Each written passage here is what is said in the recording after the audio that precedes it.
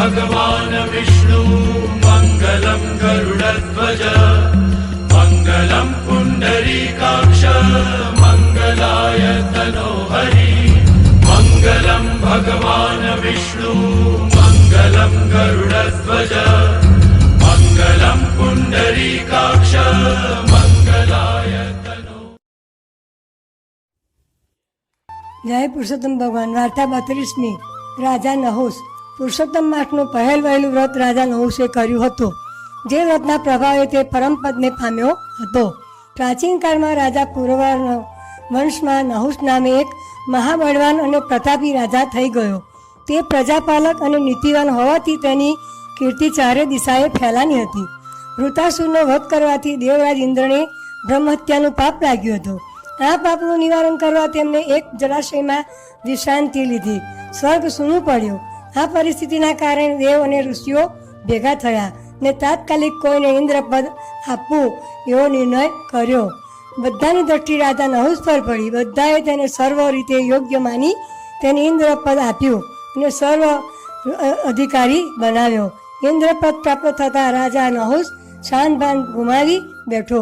તેને રાજા ઇન્દ્ર પેઠેની જ વર્તાવ શરૂ કર્યો અને જાત જાતના ઉપભોગ ભોગવવા લાગ્યો। એકવાર તેને કલ્પના થઈ આવી કે જો હું ઇન્દ્રપદનો અધિકાર હોઉં તો ઇન્દ્રાણીનો ઉપભોગ કેમ ન કરી શકું। બસ પછી પૂછું જ છું। તેની વૃત્તિઓ ઉન્મત્ત બની અને તેને ઇન્દ્રાણીને તેડવા અનુચરો મોકલ્યા। ઇન્દ્રાણી ગભરાટમાં પડી અને તે આચાર્ય બૃહસ્પતિ પાસે ગઈ। બૃહસ્પતિએ ઇન્દ્રાણીને આશ્વાસન આપી કહ્યું, દેવી, હમણાં તમે ગમે તે બહાનું કાઢો, પછી હું તમને યુક્તિ બતાવીશ। ઇન્દ્રાણીએ અનુચર સાથે સંદેશો કહેવાયો કે 2 દિવસ પછી હું સંદેશો મોકલું ત્યારે મને તેડવા આવજો।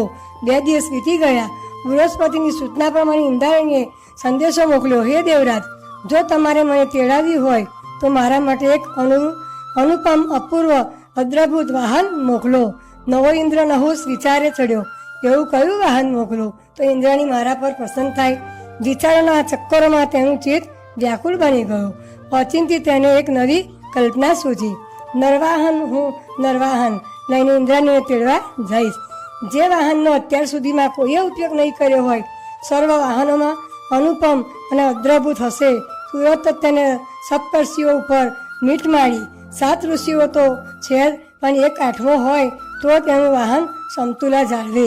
આવી કલ્પના કરી તેને મહર્ષિ અગસ્ત્યને પકડી મંગાવ્યા। 8 ઋષિઓની પાલખી બનાવી। રાજા નહુસ તેમના ઉપર ચડી બેઠો। કામના આવેશમાં તેને કોઈ જાતનું ભાન ન હતું। કોઈ વસ્તુ તેને દેખાતી ન હતી। તે સાચે જ અંધ બની ગયો હતો। આ માત્ર તેની દ્રષ્ટિ સમક્ષ ઇન્દ્રાની જ આકૃતિ તરવતી હતી અને તેના હૃદયમાં જેમ બને તેમ સત્વરે મળવાની આતુરતા હતી। એક ક્ષણ પણ વિલંબ તેના માટે અવશ્ય હતો। પાલખી પર સવાર થતાં જ તેને ઋષિઓના મસ્તકે ઠોકર મારી આજ્ઞા આપી, સર્પ ચાલો, દોડો। રાજા નહુસની આજ્ઞા મહર્ષિ અગસ્ત્ય માટે અસહ્ય થઈ પડી। તેમણે નહુસને શાપ આપ્યો, હે રાજન, તું તારા પુણ્યના કર્મોના બળે ઇન્દ્રપદ પામ્યો હો, એવો તું જ તારા પાપ કર્મોના બળે સર્પયોનિને પામ।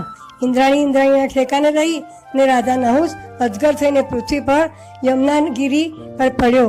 પાંડવો જ્યારે ફરતા અહીં આવ્યા તે વેળા આ અજગરે ભીમસેનને ડંખ દીધો। ભીમસેને તેને મારી નાખે તે પહેલાં ધર્મરાજા ત્યાં આવી પહોંચ્યા। તેમણે અજગરમાં રહેલા નહુસને ઓળખી લીધો અને સાપ નિવારણ માટે વ્યાસજી પાસે જવાનું કહ્યું। અજગર મહર્ષિ વેદ પાસે આવ્યો। વ્યાસજીએ તેને પુરુષોત્તમ માસનું વ્રત કરવાની વિધિ શીખવી। રાજા નહુસે વ્યાસજીની આજ્ઞા પ્રમાણે પુરુષોત્તમ માસનું વ્રત કર્યું અને તે સર્પયોનીમાંથી છૂટી વૈકુંઠનો અધિકારી થયો। જય પુરુષોત્તમ ભગવાનની।